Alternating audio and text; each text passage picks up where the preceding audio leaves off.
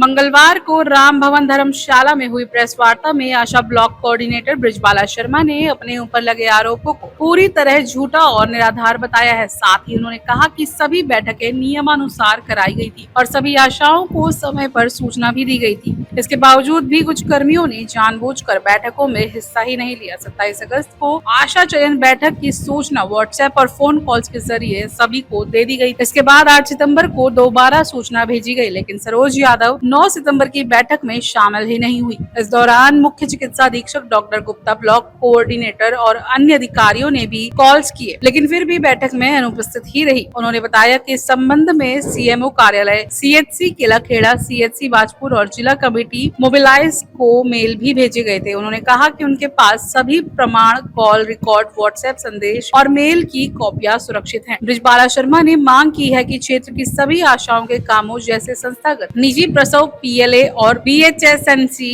बैठकों की भी जांच होनी चाहिए। उन्होंने बताया कि वे 2006 से सेवा दे रही हैं और पहली बार मीडिया के माध्यम से अपनी सच्चाई सबके सामने ला रही हैं। साथ ही उन्होंने कुछ आशाओं पर मानसिक उत्पीड़न का भी आरोप लगाया और 3 लोगों से अपनी जान को खतरा बताया है। किसी का पैसा काटा है, बता दीजिए आप।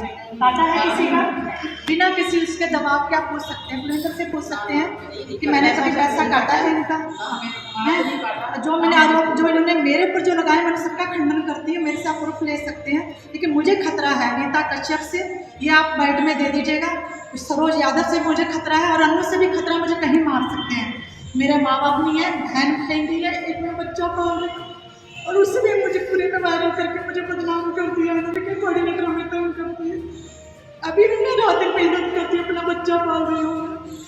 मेरी छवि इतनी खराब करती है, मेरी सारी मेहनत खराब करती है इन लोगों ने। मैं कहीं भी निकलती हूँ नहीं, जो नीता कश्यप अपने एरिया में काम नहीं करती है, मैं अभी भी कह रही कुछ काम नहीं करती है। कह रही मेरी पहुँच मेरे घर पहुँच कमिश्नर तक है, 13 दिन तक मेरी पहुँच है, मैं तो चुटकियों में निकाल दूंगी। कहती मेरी रोजी रोटी, मेरी सिर्फ नौकरी है, मैं अपना बच्चा पाल रही हूँ। मैं तो खुद परेशान हूँ लोगों से, कहा मुझे मार देंगे मुझे नहीं पता है। मुझे इसमें दबाव दिया जा रहा था कि मैं मीडिया के आगे ना बोलूँ, मैं मीडिया में ना बोलूँ, मुझे रोका जा रहा था कि मैं सच को सामने ना लेकर आऊँ कभी भी। अब आप किसी भी आशा से पूछ सकते हैं बृजबाला ने कब आपका पैसा काटा। सरोज यादव मुझे मारने की कोशिश कर रही है, कहीं भी मरवा सकती है मुझे, मैं साफ कह रही हूँ। आप मीडिया में आप चेक कर लीजिए, एक फैसिलिटेटर का अलाउ नहीं है कहीं भी प्राइवेट में जाके डिलीवरी करना। ये जब भी पाई गई है प्राइवेट हॉस्पिटल में पाई गई है दूसरों की डिलीवरी करते हुए, तभी मुझे झूठा बदनाम कर रही है। आप मेरी आशाओं से पूछ लीजिए। नहीं जैसे कि मैं अपने आदरणीय अपने जो मेरे अधिकारीगण हैं उनसे मैं रिक्वेस्ट करूंगी कि जो मीडिया में जो प्रचार, जो आरोप लगाए गए हैं उनका मैं खंडन करती हूं। जैसे उसमें सरोज यादव ने कहा है, जो फैसिलिटेटर है, उन्होंने ये कहा है कि मेरा मतलब उत्पीड़न कर रही हैं, मानसिक उत्पीड़न। आज मुझे स्वास्थ्य विभाग में कार्य करते हुए 2010 से मैं कोऑर्डिनेटर हूँ और मेरे पास 4 ब्लॉक थे, बाजपुर, काशीपुर, जसपुर, नारायण नगर। तो मैं आज तक कभी मीडिया के सामने नहीं आई हूँ और कभी भी मैंने किसी का उत्पीड़न नहीं किया है। और जो उन्होंने कहा कि मेरा उत्पीड़न किया है, तो इनकी आप वीडियो भी आप चला सकते हैं, देख सकते हैं उसमें कि प्राइवेट हॉस्पिटल खोला था, उसमें ये कई बार वहाँ पे एक फैसिलिटेटर जिसको कि मान्यता नहीं है कि वो मीडिया में मतलब प्राइवेट हॉस्पिटलों में डिलीवरी करवाए, लेकिन ये हर वक्त कई बार, जितनी बार भी अधिकारियों ने उसको देखा है तो प्राइवेट हॉस्पिटल में उपस्थित पाई गई हैं, फिर भी मैंने इनका कोई मानदेय नहीं काटा। अब इन्होंने कहा है कि ये जो आशा रखी गई है भवना इस्लाम नगर में और वार्ड नंबर 11 में, वो कि सभी अधिकारियों के समक्ष, समिति के समक्ष रखी है, उसका चुनाव किया गया है सर्वसम्मति से।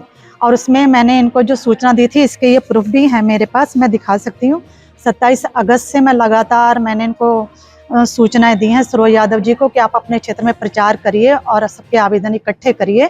27 तारीख का मेरे पास 27 अगस्त का भी प्रूफ है, 8 अगस्त का भी प्रूफ है। मैंने इनको बुलाया, ये नहीं आई और अपनी मर्जी से जानबूझ करके इन्होंने 9 तारीख को अपने आप को अनुपस्थित दिखाया, और जबकि उस दिन ये उप जिला चिकित्सालय में उपस्थित थी।